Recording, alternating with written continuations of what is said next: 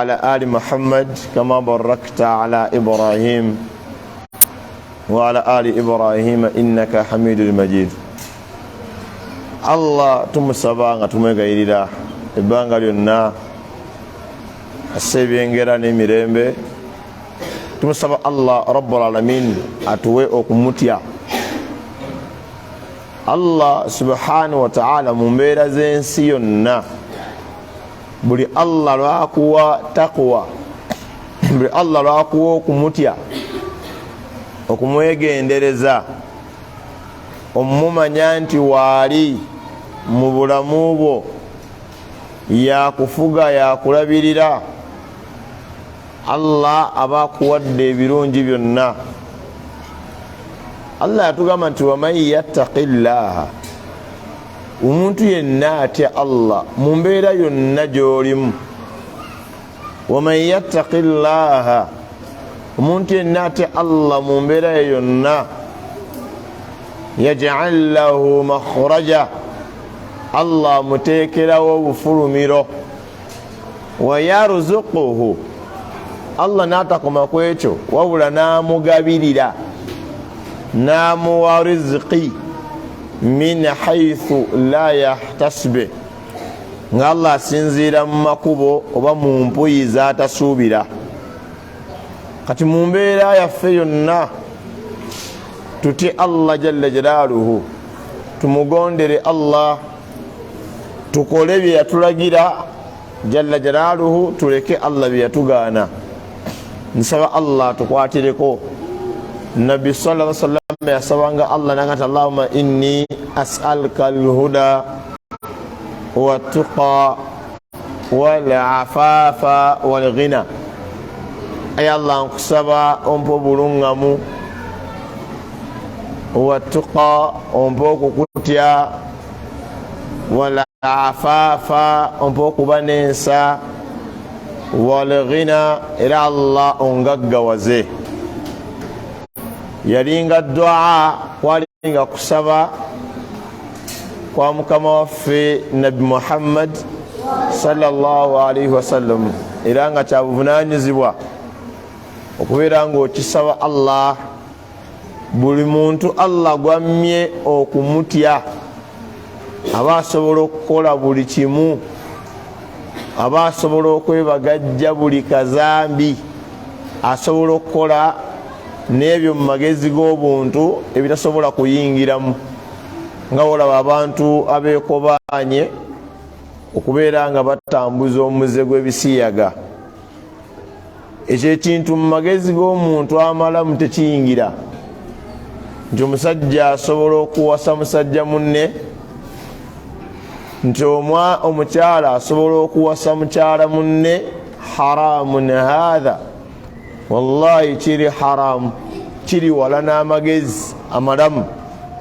Naye buli muntu lwaba nga talina taqwa Allah, nga tatya Allah, akola ekintu nga mu magezi gaffe abalina amagezi amalamu tekiyingiramu.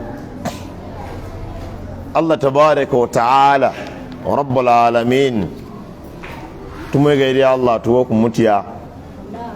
Tuli mwezi gwa Ramadani, omwezi ogw'ekitiibwa, twakatambulako ennaku ziri 5 olwaleero. Naye Allah yali atugamba okusiiba, yagamba nti ya ayuha alladhina amanu, abange mmwe abakkiriza, kutiba alaikum siyam, nkifudde kyatteeka gye muli okusiiba, kama kutiba ala alladhina min qablikum, nga bwe nalagira abaabasooka okusiiba, la'allakum tattaqun, lwaki njagala mukikole, njagala mufune okuntya. Ffe twatidde Allah ne tutalya mmere misana mu mwezi gwa Ramadani. Twatidde Allah ne twerekereza embeera z'obwagazi zonna olw'omwezi gwa Ramadani. Twatidde Allah jalla jalaaluhu ne tulekayo ebyokunywa byaffe, embeera zaffe ne zikyuka olw'okujja kw'omwezi gwa Ramadani. n'omuntu abadde ne fujja ayogera ayomba alwana essaawa zino eyasiibye naddala ng'agoberera nabbi waffe Muhammad sallallahu alaihi wasallam w'omulumbagana agamba inni saim, bannange nze nasiibye, sigenda kuyomba naawe, sigenda kulwana naawe, inni saim, nze ndi mu kisiibo. Tufunyemu taqwa mu mitima. Oli ne woba omubanja n'omulumba nga yasiibye nga tatera kusasula, abasinga mu Ramadani asasula, abadde ali amabanja n'adduka ate akomawo yekka naga nti nagenze n'ebbirizo ajati munne maama nagenze ne sente zo nzikomezzaawo olw'omwezi gwa Ramadani nti guleese okutya mu mitima. Olaba n'abashiriku, Allahu almustaan, olaba n'abashiriku nga beeyita abasiraamu. Naam, omushiriku musajja mukubi wa kitabo naye nga ye agamba ate nti musiraamu. Obwatuuka mu mwezi gwa Ramadani ku lw'obukyafu bw'omulimu gwakola agamba bakasitoma be nti bannange ndi mu kisiibo, golaba nga takyakola. N'ababadde bagenda mu masabo olw'omwezi gwa Ramadani bangi abo abeeyita abasiraamu nga bagenda mu masabo ku lw'omwezi gwa Ramadani bawanise nga nti nsiiba, singa mbadde sisiiba nandi mukubye jembe oyo nampuliramu, naye kamumaleko ekisiibo. Mu mutima gwafunyemu kutya ku Allah rabbul alamin. Kati Allah jalla jalaaluhu musaba atuwe okumutya naddala olw'okuleeta okw'omwezi guno ogw'ekitiibwa ogwa Ramadani.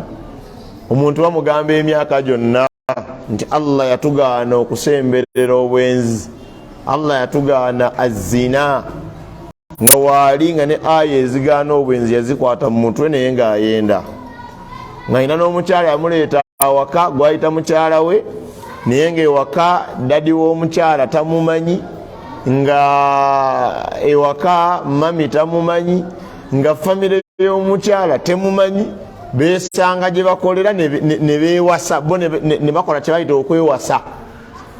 Kati ne bayimirizaawo obwamalaayo obwo, nga newe babasomera amateeka nti Allah yagaana obwenzi, wallahi nga ye akulaga ntabiwulira. Naye olw'okuba nti Allah yatugamba tusiibe Ramadani, oba oliawo tufune okumutya, wallahi bangi babatadde. Agenda mala okusiiba, bangi beetadde kanzire wakansiibe wagaana okumpoowa. Nsaba Allah rabbul alamin okutya okwa kutwongerera eddala tusobole okulongoosa mu maaso ge Allah subhanahu wa ta'ala.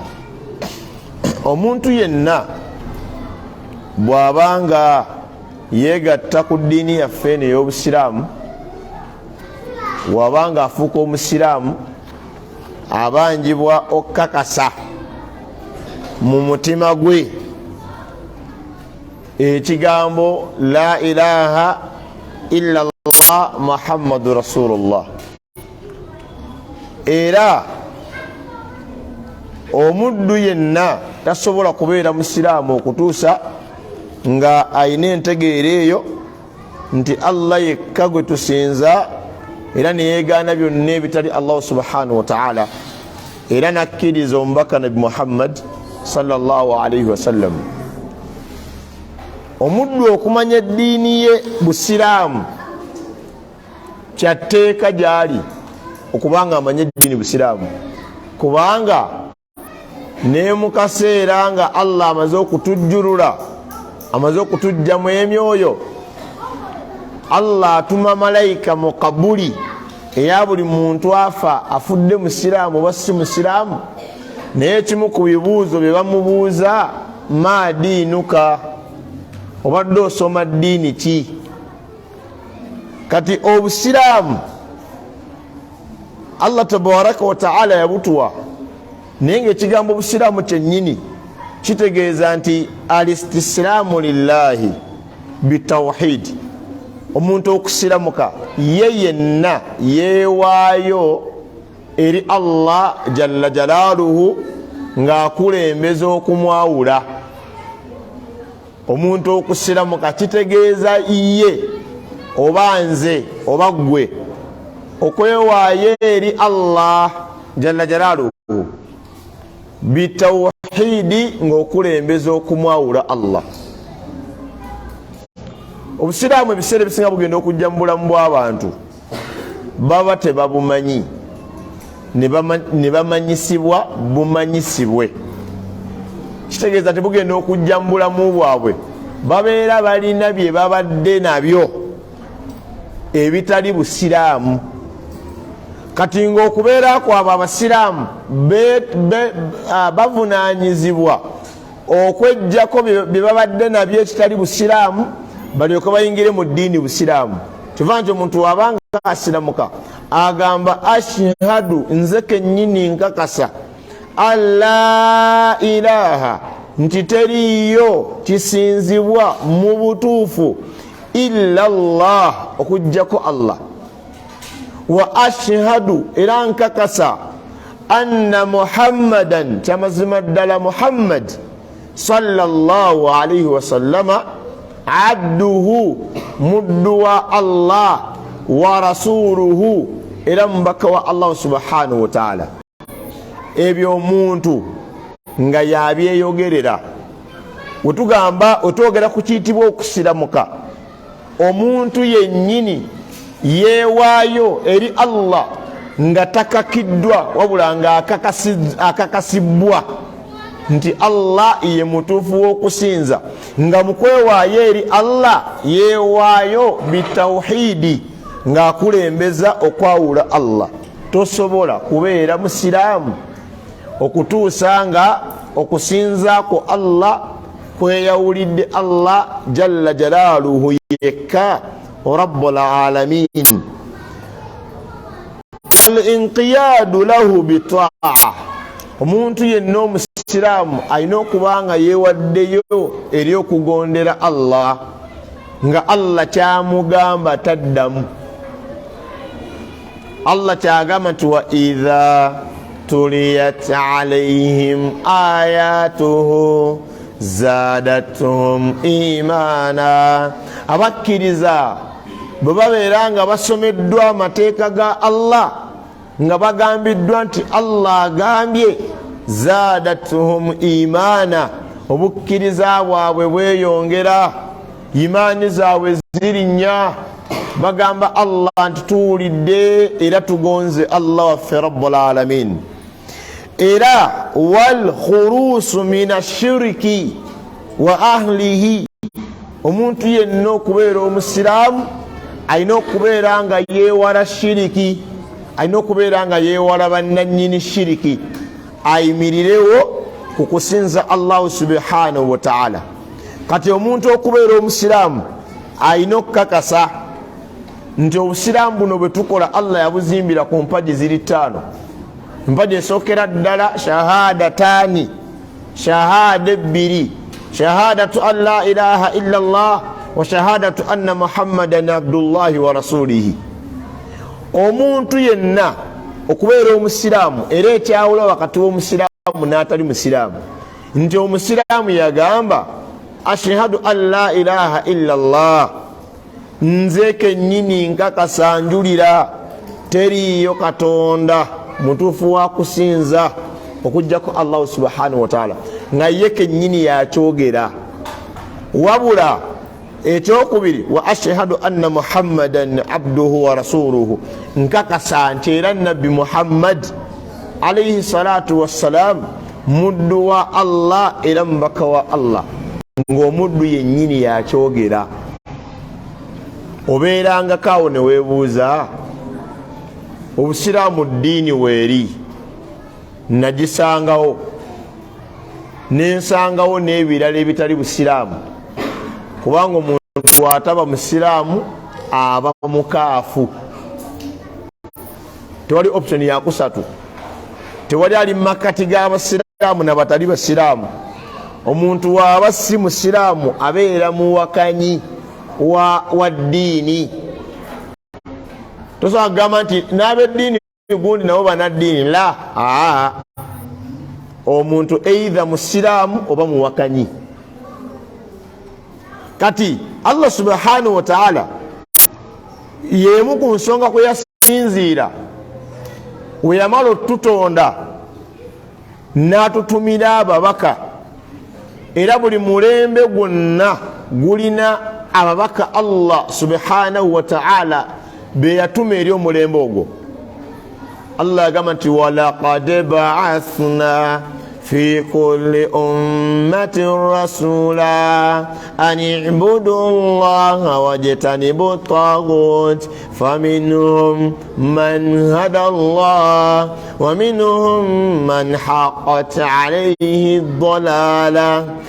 Allah agamba nti walaqad ba'athna mumazima ddala natuma fi kulli ummatin rasula mu buli kibiina mulimu omubaka wange nga yali azze kugamba ky'abantu b'omulembe gwe ani ibudu Allah abange mwesinzaani mwesinze Allah ani ibudu Allah mwesinze Allah wajtanibu at-taghut mwesambe musembereyo wala eri byonna ebisinzibwa ebitali Allahu tabaraka wa ta'ala. Faminhum ababaka bano be basomesanga mu bantu be basomesa man hada Allah mulimu Allah be yalungamya wa minhum ate mubo man haqqat alayhi ad-dalala mulimu Allah be yalalikako obubuze n'abamma hidaya yabamma obulungamu Allah. Allah subhanahu wa ta'ala buli lwatuma nabbi yenna omubaka yenna okusomesa abantu obusiraamu babeeramu embeera za mirundi ebiri. Faminhum man hada Allah waliwo Allah balungamya ne bamanya nti amazima agatubuuliddwa geego Allah kye yagamba. Wa minhum man haqqat alayhi ad-dalala mulimu mubo Allah be yakakasaako obubuze ne bagambibwa nti Allah yagamba ne bagamba nze ŋŋaanye ne bagamba nze sijja kukikola. Kati waliwo mukwano gwange kamwogereko tajja kunyiiga nabadde njogerako naye olwaleero n'agamba seeka ebintu bye wasomesezza naye seeka kyemugamba bw'obusiraamu tebukkiriziganya na muntu kuba na nsonyi. ne mugamba otegeeza ki? N'agamba byosomesezza ebyo n'ogamba nti okkirizibwa okuwasa omuntu ow'omuziro gwo oba omuntu ow'ekika ekimu naawe nti mwenna muli bangeye. Nekye wagambye nti okkirizibwa okuwasa omukyala ng'ava mu muziro gwa maamawo. Naye seeka bw'obusiraamu tebutukkiriza kuba nga tukuuma empisa zaffe n'ensa. Ne mugamba musiraamu otegeeza ki? N'agamba seeka nze sisobola kukola bye wasomesezza. Allahu akbar. Naye ng'akyogera musiraamu n'aŋŋamba mpaayo aya emu ng'ekulagira okuwasa omukyala ow'ekika kyo. Ne muwa aya suratu Nisaa'i sura ya 4 aya 22. Ne muwe sura yemu aya 23. Ne muwe sura yemu aya 24. Ne mugamba aya ezo zirabye nti ye ezo aya mwe muli abakyala Allah be yatugaana okuwasa nti aha abasigadde Allah teyabatugaana eryo ddembe lyaffe. N'agamba nze Allah anansaasira naye kale sisobola kikola kubanga Allah yatuwa amagezi tulondewo, yatuwa amagezi agategeera tusobola okwekyuzingira kino kyemba nkola kino sigenda kikola. Ne mugamba musiraamu ffe eddiini eyaffe erina ekigambo eringa magye. Allah bw'alagira ffe tetuddamu. Allah teyafuula halaali ffe kyekiri halaali. Allah teyafuula haramu kyekiri haramu. Ye musiraamu buli muntu lwabeera nga musiraamu nga ebiragira abijja ewa Allah ate nga abijja n'ewa ekitali Allah, oyo aba yeeyita musiraamu naye nga mu maaso ga Allah si musiraamu. Kubanga waliwo ensonga ezimu nga Allah yaziragira ng'ebitali Allah byazigaana, ne wabaawo ensonga endala nga Allah yazigaana ng'ebitali Allah byaziragira. Kati omuntu bwe kibanga musiraamu nga waliwo Allah bye yalagira ng'ebitali Allah byagaana, kitegeeza mu biseera ebimu agenda kujeemera Allah, agondera ebitali Allah. Wabanga omuntu musiraamu nga oda azijja mu bitonde ebyenjawulo, waliwo Allah byagenda obbanga yabigaana ng'ebitali Allah byabikkiriza, ogenda musanga nga akikoze akuwa ensonga nti anti nze ndi munyankole, anti nze ndi muganda, nze ndi mutoolo. Baganda bange, omusiraamu yenna alina okumanya nti Allah rabbul alamin bwe yamala okututonda yatutumira ababaka batubuulire Allah byayagala gwe tusinza tubikole, batubuulire Allah byatayagala gwe tusinza tubireke. Era nga bakubuuza lwaki tokola kintu fulani ng'ogamba Allah yagaana, oba nkwatagana nammwe, lwaki tokola kintu fulani lwaki okola ekintu fulani ng'ogamba nti anti Allah yandagira oba Allah yanzikiriza rabbul alamin. Kakati omubaka nabbi waffe Muhammad sallallahu alaihi wasallama okubanga tumukkiriza aliko ebigambo, Sheikh Muhammad ibn Abdul Wahhab yagamba tuwaddalilu shahadati anna Muhammadan rasulullah, obujulizi obulaga nti Muhammad sallallahu alaihi wasallam mbaka wa Allah.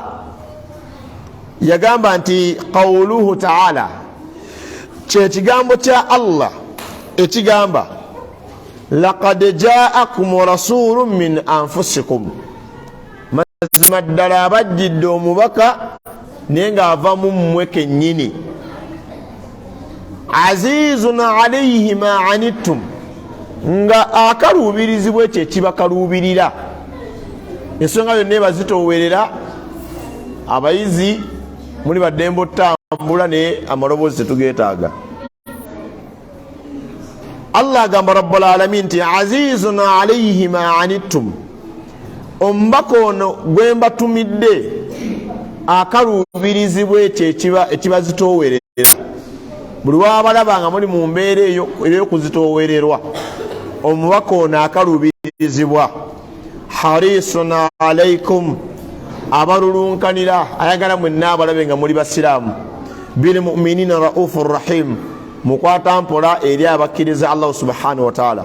Kati Nabi Muhammad sallallahu alaihi wasallam okuba nti nabbi waffe Allah yamuwaako obukakafu mu Qur'ani suratu Tauba aya ya 128 nga Allah atukakasa nti nabbi oyo abajjidde nze mubasindikidde era abajjidde nga mubaka gye muli.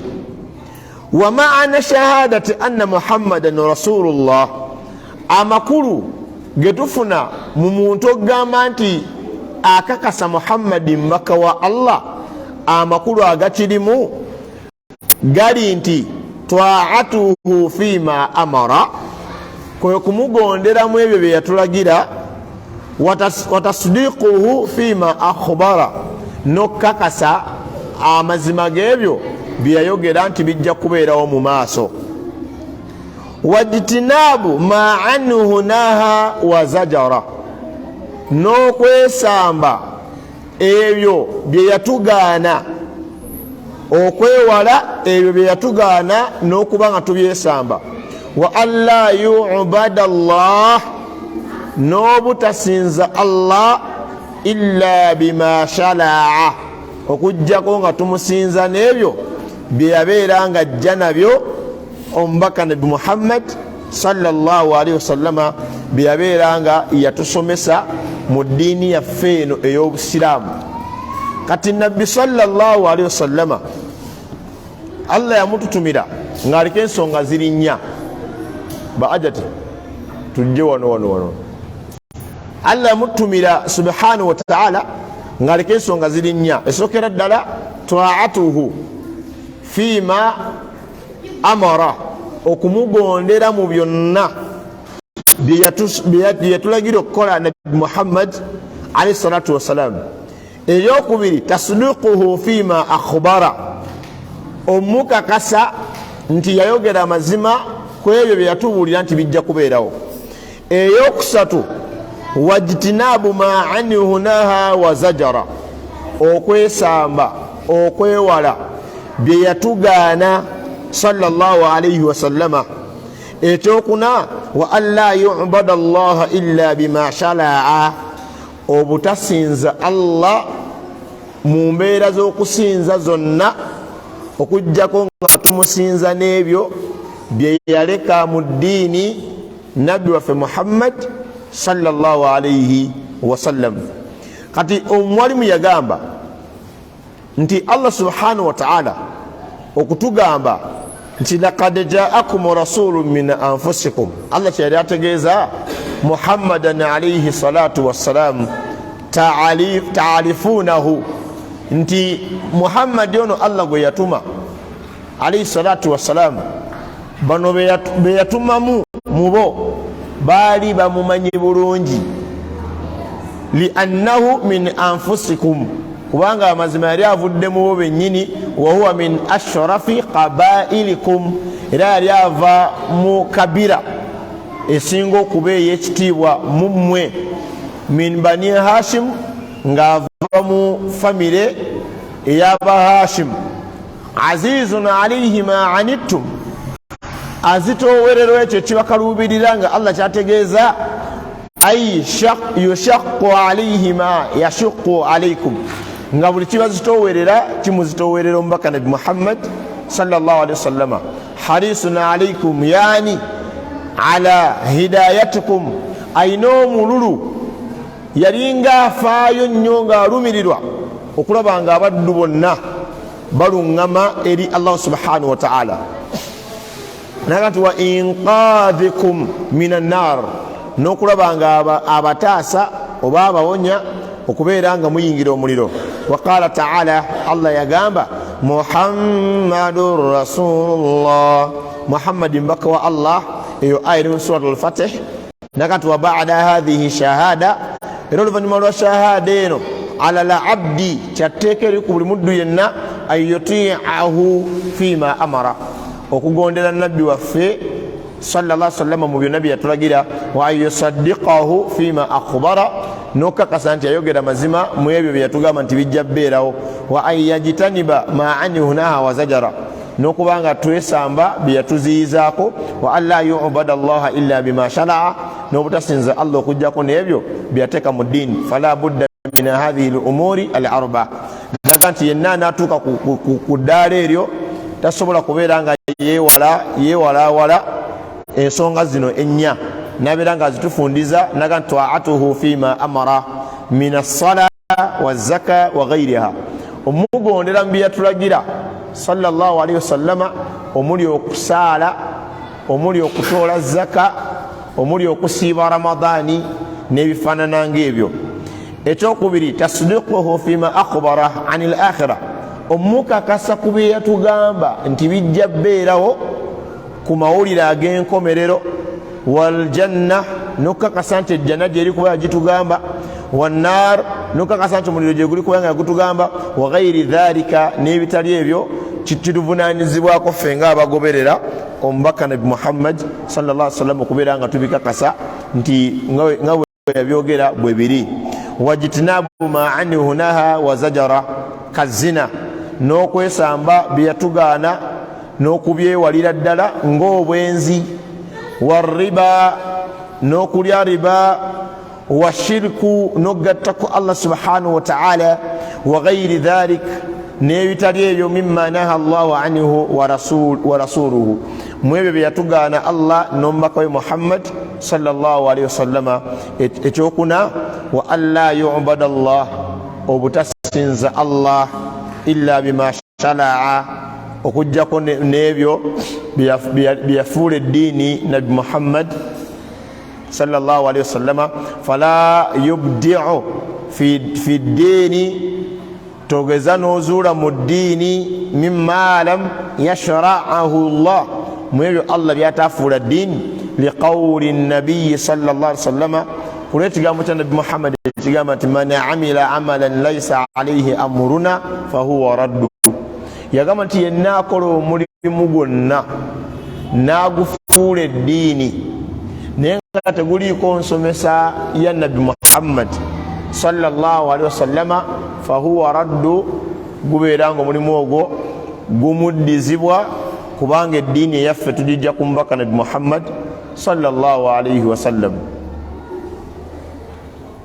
وفي رواية أتم نجوغيرين دالا من أحدث في أمرنا هذا ما ليس منه فهو رد ينا آيوغيرا مديني يفين وبسلام ومنتي ينا آتيكا موين سونغا إيتالي يا مديني إجاتا لكاو نبي وفي محمد صلى الله عليه وسلم فهو رد الله رب العالمين abeeranga omuntu oyo kyakoze mu ddiini Allah akimuddiza subhanahu wa ta'ala.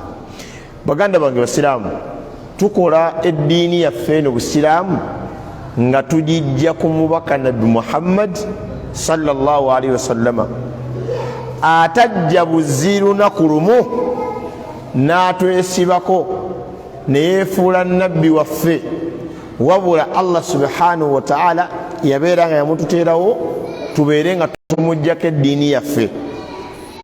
Omuntu yenna nga bwe nayogedde mu ntandikwa anaakola eddiini eno busiraamu naye ng'agijja ku ndaba ye ng'omuntu, ng'agijja ku ntegeera ye ng'omuntu, ng'agijja mu kika kye, ffe ng'Abanyankole, ffe ng'Abanyolo, ffe ng'Abaganda, ffe ng'Abazungu, ng'agijja mu kibinja kye, ffe ng'ab'ekibinja fulani, nga tagijja ku mubaka nabbi Muhammad sallallahu alaihi wasallama, eyo tebeera ddiini mu maaso ga Allah jalla jalaaluhu.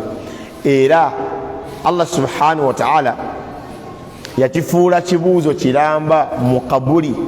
Buli muntu afa abuuzibwa ma hadha arrajulu, katubuulireko ku musajja ki oyo alladhi bu'itha fiikum, oyo Allah gwe yatuma gye muli. Omuntu wanaamutunulako ng'avudde mu bulamu buno obwensi ng'amukkiriza, wallahi agenda kugamba bamalayika bamubuuzizza ti huwa rasulullah, oyo mbaka wa Allah sallallahu alaihi wasallama. Malayika zimugambe wama yuderika, otegedde otya nti oyo mbaka wa Allah? Aziddemu azigambe nti qaraatu kitaaba Allahi, nasoma ekitabo kya Allah nga kyogera ku nabbi Muhammad sallallahu alaihi wasallama, fa amantu bihi, nemukkiriza, wasaddaqtu, era nenkakasa nti byeyatusomesa mazima agaava eri Allahu rabbul alamin. Baganda bange basiraamu, wetubanga ffe tukola eddiini yaffe eno busiraamu tujijja ku kusomesa kwa nabbi Muhammad sallallahu alaihi wasallama, nga nabbi Muhammad sallallahu alaihi wasallam teyakeera bukezi ku makya n'amanipuletingawo eddiini busiraamu. Teyali ye eyatula wansi ne famire ye ne bagamba nti kati okuva n'olwaleero katandikewo kye bayita obusiraamu, katuteekewo Qur'ani, katuteekewo nti obwenzi buli haramu, tugambe nti omulimu guli haramu. La, wabula Allah ye yamussaako message yonna gye yatusanga ku bantu. Allah yamugamba nti wattabi' ma yuha ilaik, Muhammad goberera ebyo ebisibwa gy'oli, min rabbik, ebiva eri katondawo Allah subhanahu wa ta'ala. Allah nga wattabi' ma yuha ilaik, goberera ebyo ebisibwa gy'oli, min rabbik, nga biva eri katondawo Allah jalla jalaaluhu. Inna Allaha kana bima ta'maluna khabira, amazima ddala Allah okuva edda bye mukola abimanyi bulungi. Kati nabbi Muhammad bye yatusomesa, omuli okusaala, omuli okusiiba, omuli ebyobusuubuzi, omuli ebyobukulembeze, ebyokweyisa obulungi, teyabyogeranga ng'abijja kwagala kwe oba mu ntegeera ye. yabyogeranga ng'abijja mu bubaka obwamusibwangako okuva eri Allah jalla jalaaluhu. Era Allah bwe yali amusomesa ku ddiini busiraamu yamugamba nti ya ayuha nabiy, owange nabbi wange, ittaqillah, tya Allah wo, wala tuti'il kafirina wal munafiqin, togezanga n'ogondera abatakkiriza n'abannafuusi. Allah nagamba nti inna Allaha kana aliman hakima, amazima ddala Allah okuva edda aliman, Allah mumanyi, hakiman ate Allah rabbul alamin ye mukakasa ku buli kintu kyonna subhanahu wa ta'ala. Kati eddiini gye tukola eno tetugikola ntukola ddiini ya Muhammadi, tetukola ddiini busiraamu sallallahu alaihi wasallam, tetukola ddiini busiraamu, tukola ddiini y'Abawarabu. Kuba osanga abantu hatta n'abasiraamu nga bayimirizaawo ebigambo byabwe nga bagamba nti kati mutujja ku buwangwa bwaffe, mwagala ffe tukole obuwangwa bw'Abawarabu. Allahu akbar. Eno eddiini busiraamu ddiini nga tugikola nga ddiini ya Allah, nga si ddiini ya ggwanga lyonna, si ddiini nti y'Abawarabu, si ddiini nti y'Abazungu, si ddiini nti y'Abaddugavu, wabula ddiini ya Allah gye yassiza eri nations zonna. Nga omubaka Nabi Muhammad alayhi salatu wassalam mubaka Allah gwe yatuma ku mulembe guno atuuse ebigambo bya Allah subhanahu wa ta'ala. Wabula abashiriku abataagala kuva ku shiriki waabwe bwe basomesebwa ebigambo bya Allah nti Allah yagamba Nabi Muhammad alayhi salatu wassalam, nga bagamba nti mwagala tujja ku byaffe ate mutuzze ku by'obuwangwa bw'Abawarabu. Baganda bange basiraamu, okuwona shubuha zonna, okuwona okubuzaabuzibwa kwonna, shaitaani kweteerawo abantu mu mitima nebeera ne dawuti n'atuuka okuleka eddiini nga bamutaddemu ekigamba nti ekyo kyokola mu ddiini obuwangwa bw'Abawarabu. Tugoberere nabbi waffe Muhammad sallallahu alaihi wasallam bwe kiba nga kituufu twamukkiriza nti nabbi wa Allahu tabaraka wa ta'ala. Buli wonaagoberera nabbi sallallahu alaihi wasallam ogenda bojjeewo buli kimu, kubanga omugoberera oba okumugondera tteeka lya Allah. Allah yagamba nti qul, baŋŋambire, in kuntum tuhibbuna Allah, bwe kiba nga kituufu mwagala Allah, fattabi'uni, mugoberere nze Muhammad sallallahu alaihi wasallam. Bwe munangoberera yuhibbukumullah, Allah agenda kubaagala, thaniyan wa yaghfir lakum dhunubakum, era Allah agenda basonyiwa amazambi gammwe, wallahu ghafurur rahim, Allah musonyi wa kisa kingi. Kati okugoberera nabbi waffe Muhammad alayhi salatu wassalam mu mbeera zaffe zonna tteeka lya Allah, era nga Allah okumutuma gye tuli otusomesa obusiraamu, Allah yamutuma gye tuli kubanga ye yatutonda, nga tasobola tulekaawo amalan bulesi kusula busuuzaawo, wabula Allah yatutumira nabbi Muhammad alayhi salatu wassalam atugambe Allah yabatonda bino byayagala, Allah yabatonda bino tabyagala. Kati abantu bangi mbutuufu nga balina confusion mu ddiini yaabwe, ng'omuntu atuuka n'ovaamu ekigambo ekiwakanya eddiini gyagamba nti ate gyakkiririzaamu. Ffe eddiini yaffe busiraamu nzijuvu, era nga Allah subhanahu wa ta'ala yatuwa ekyokulabirako uswatun hasana ekyomubaka Nabi Muhammad sallallahu alaihi wasallam, nga kyonna tetukola mu ddiini tulina kukijja ku ye. Ogenda kuwasa, ffe tuwasanga bwe yasomesa nabbi waffe Muhammad sallallahu alaihi wasallam, tetuwasanga obuwangwa waffe bwe bugamba. Obuwangwa twabulekawo ne tukwata eddiini.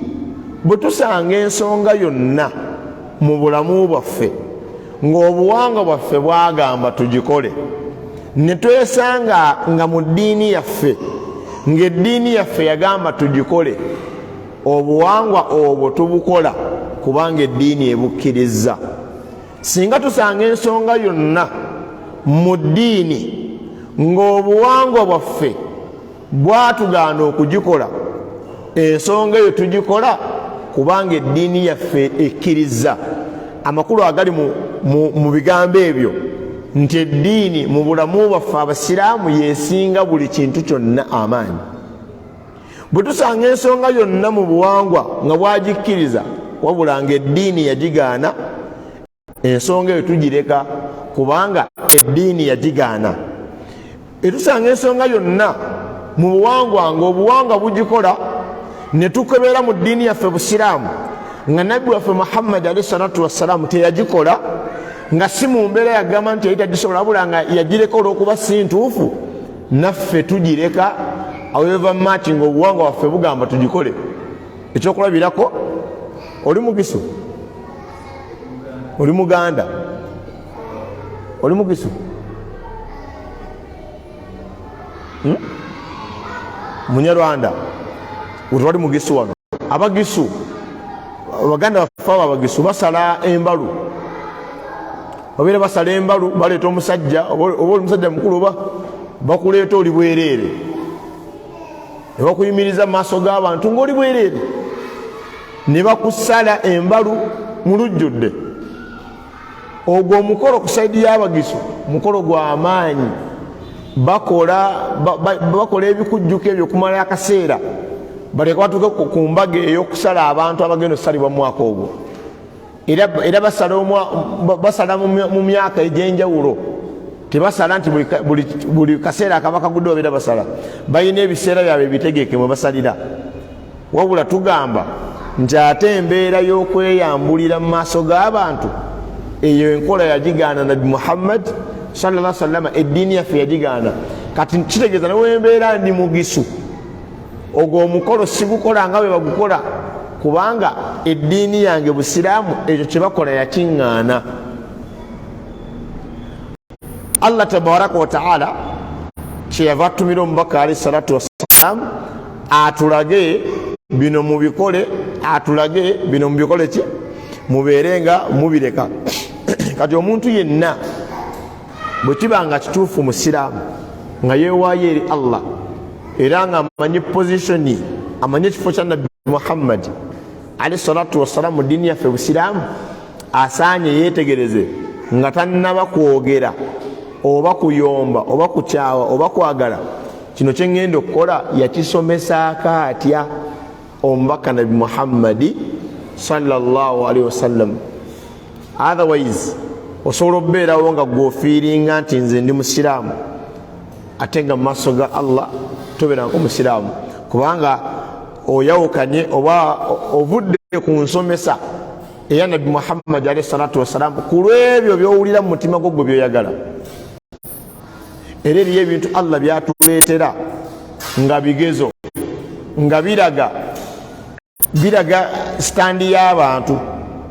Ono n'alaga nti nze njagala nnyo eddiini yange okusinga ekirala, ate omulala n'akulaga nti nze njagala nnyo ebirala okusinga eddiini kyekola kyeŋŋamba. Kati Allah subhanahu wa ta'ala wa rabbal alamin bwe yamala okutonda ebitonde yatutumira ababaka betujjako eddiini, ensomesa esomesebwa abantu nga bagenda babamatiza nti tosobola nga balaga nti ebika by'abantu kintu kikulu nnyo, ne batuuka n'okuwaayiriza Nabbi Muhammad sallallahu alaihi wasallam nti ne nabbi yayinanga ekika kye, era ekika kye yali alina yalinga yeddira nswaswa, wallahi nga bulimba. Ekyokubiri, nabbi wabanga yalina ekika kya nabbi tekyali mu mbeera ya kontrolinga nti gano amannya g'abantu ba kika kino, tekyali mu mbeera ya kontrolinga nti ow'ekika kino tawasa wa kika kino, kubanga Nabbi Muhammad alayhi salatu wassalam bwe twatugambye ebika yali ava mu kika kimu ne Sayidina Ali ibn Abi Talib radiyallahu anhu, naye ate omwana wa Nabbi Muhammad sallama yafumbirwa omwana wa Ali, yafumbirwa Ali kubanga Nabbi Muhammad alayhi salatu wassalam yali wa luganda lwa Ali mutaata we omuto. nga mu mateeka ga Allah rabbul alamin tekiri haramu oyo omwana Fatima okufumbirwa ali. Omusiraamu bw'okimugamba nti obwo buwangwa bw'Abawarabu, ffe ng'Abaganda tetusobola kukola kikolwa ekyo, oba wasizza muganda wo. Kati wenkugambira kituufu osaala osiiba naye tonnasiramuka, kubanga omubaka nabbi sallallahu alaihi wasallam okuba nti yakkiriza muwala we Fatima afumbirwe Ali yali takikola bukozi nti buwangwa bw'Abawarabu, wabula yakikola ng'alaga abantu nti kikkirizibwa, era kyekimu ku buwangwa bw'Abawarabu obwasangibwawo Allah n'atabujjaawo, nga ye ng'eyatutonda yakakasa nti kituufu omuntu asobola akkirizibwa okukikola. Mu ntandika omuntu eyasooka teyali Adamu Allah n'amugyamu Hawa, Adamu n'awasa Hawa ng'ate avudde mu ye. Adamu n'azaalanga ng'abaana ba Adamu beewasa. Allah n'atuuka ekiseera n'akifuula haramu n'akijjawo. Mu kiseera yakifuulira halaali kyali tekivunaanya muntu, ate Allah yakifuula haramu. Singa leero okikola n'owasa oyo omukyala Allah bwe yagaana okuwasa, obeera ojeemedde Allah subhanahu wa ta'ala, era ofuna omusango mu maaso ga Allah. Kati nannyini kuteekulula mateeka ye Allah yafuula ekintu halaali ne haramu. Nga mmaliriza, omubaka alayhi salatu wassalamu lumu yagendako mu bakyala be, yalina mukyala we Zainabu binti Jahsh. Omukyala yalinga mutegeke, nga buli nabbi lwagenda ewuwe sallallahu alaihi wasallam yalinga alyayo omubisi gw'enjuki.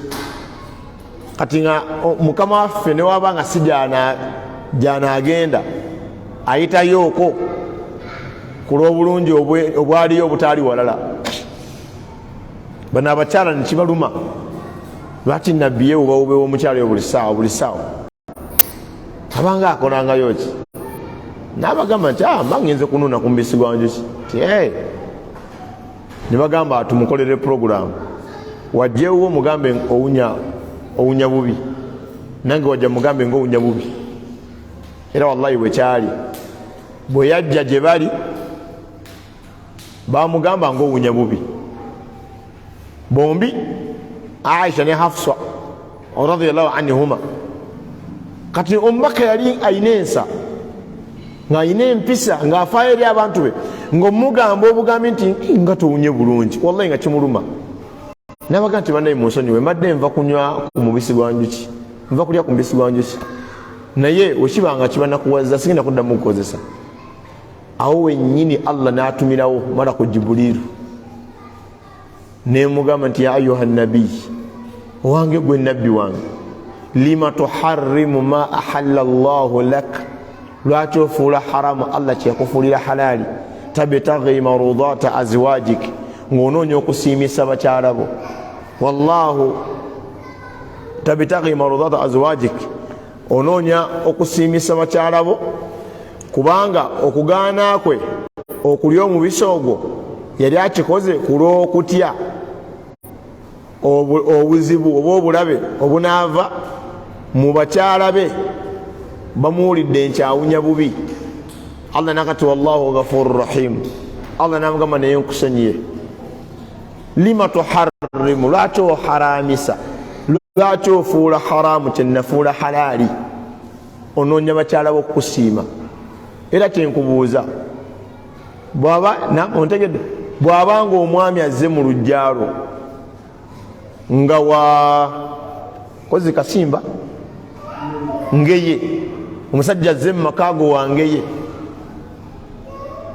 nga mu butuufu mu nkola yammwe owenge yawasa owengeye tamuwasa, mu nkola yammwe mwakifuula haramu, ate nze Allah nenkita kiri halaali. Kati Allah n'abuuza, lwaki ofuula haramu kyenafuula halaali? Mwenye ensonga gye yawa ng'akomeka tabtaghi marudata azwajik, ofuddeyo nnyo bakyalawo bakwagala ennyo nze tonfuddeeko eyakutonda. Omusiraamu yambuuzizza naye seeka nye gwe olaba kijja, gwe olaba kyamumpisa, owasa omukyala ow'ekikakyo naawe kati abantu ogenda bagamba otya? Allah n'ayogera mu Qur'ani wano, Allah ayogera ng'agamba Nabi Muhammad sallallahu alaihi wasallam nti oba otidde obanga weeraliikirira abantu bino biwulirize bulungi. Ittaqillah, njagala nze gw'oba otya. Wala tuti'il kafirina, togonderanga abateekawo amateeka nga nange nateekawo agange. Wal munafiqina, n'abo abeefuula abasiraamu mu kaseera k'abasiraamu nga bali nabo, ate ne beefuula abatali basiraamu mukadde nga bali n'abatali basiraamu. Inna Allaha kaana aliman hakima, Allah amanyi nnyo byonna bigenda mu maaso, ate Allah mukakasa wa buli kintu.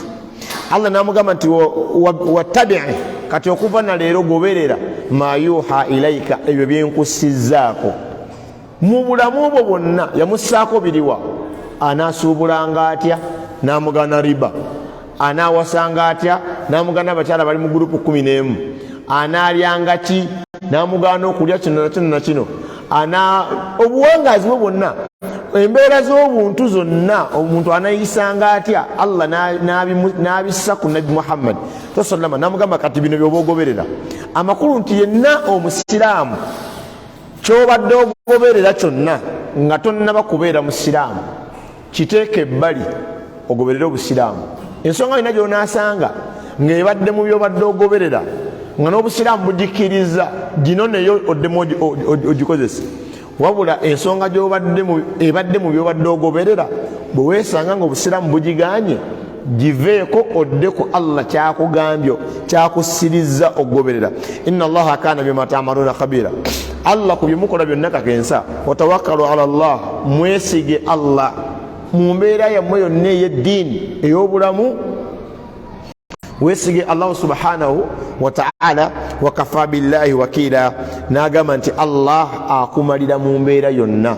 Kati Allah rabbul alamin abuuza, Allah karentire, Allah abuuza lima tuharrimu ma ahalla Allahu laka, lwaki ofuula haramu Allah kyeyafuula halaali?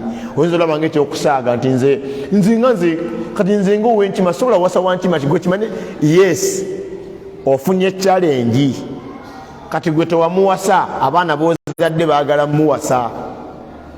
Ontegeera, omwana wa aleese wankima, taata nze munnange nze ono omusajja gwe nsiimye kafeero, nga taata ye kafeero, ne mutabani we omukulu yamwaganye namubbulamu kafeero, n'omuwala ayagadde ennyo erinnya eryo n'aleeta kafeero. Omuwala ye nassali. Kati omuwala agamba taata omusajja gwe nsiimye yoono, taata agamba omuwala oyo ali haramu muganda wo.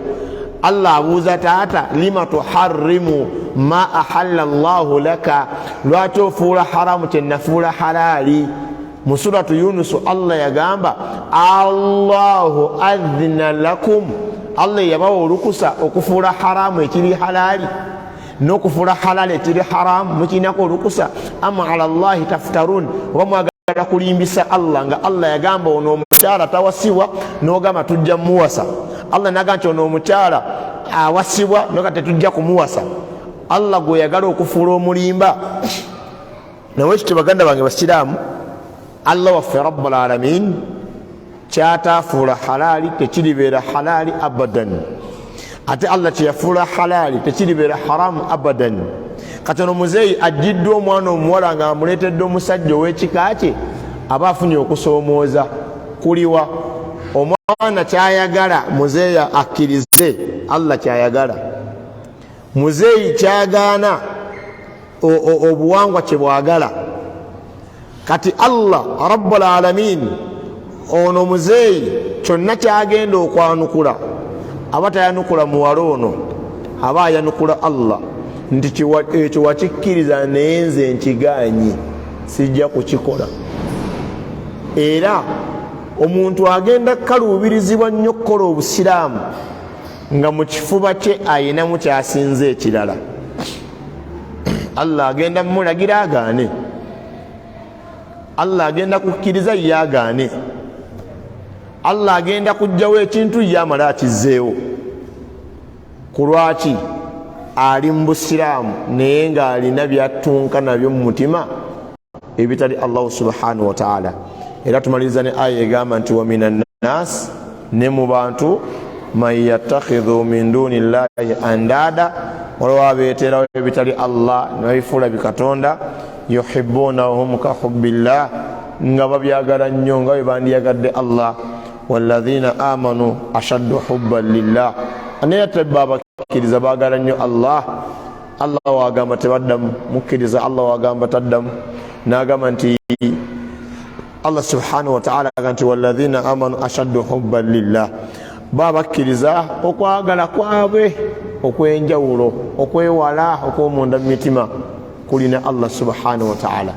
Naye baganda bange basiraamu, twegendereze eddiini yaffe gye tukola ya ntondo. Omuntu asobola obukeesa nga musiraamu n'abugungeeza nga mukaafu. Bwe bakyogera omuntu amagezi gaddukira ku ssabo, gaddukira ku kyaki, gaddukira kufuuwa mmindi, naye ne mu nzikiriza z'ebintu ebirala omuntu asobola okuva mu busiraamu olw'ekyo kyakkiriza, era nga basobola ofuuka omusiraamu olw'ekyo kyakkiriza. Nsaba Allah atuwe okukola obusiraamu bwannamaddala, era atuwe okugoberera omubaka Nabi Muhammad sallallahu alaihi wasallama, atwewaze okubanga tujeemera Allah olw'okugondera ebitonde, oba okubanga tugondera ebitonde ate mu kujeemera Allah subhanahu wa ta'ala. Wa barakallahu fikum wa jazakumullahu khairan. Subhanakallahu wa bihamdik, nashhadu an la ilaha illa anta, nastaghfiruka wa natubu ilayk. Assalamu alaikum wa rahmatullahi wa barakatuh.